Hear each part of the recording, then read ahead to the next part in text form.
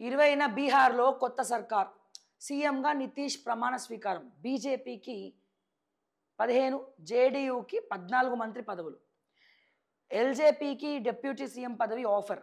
ప్రమాణ స్వీకారానికి హాజరుగానున్న ప్రధాని మోదీ.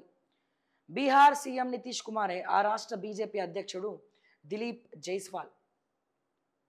బీహార్ విపక్ష నేతగా తేజస్వి యాదవ్ ఎన్నుకున్న రాష్ట్రీయ జనతాదళ్ పార్టీ. పార్టీ భవిష్యత్తు తేజస్వి చేతుల్లోనే. లాలు.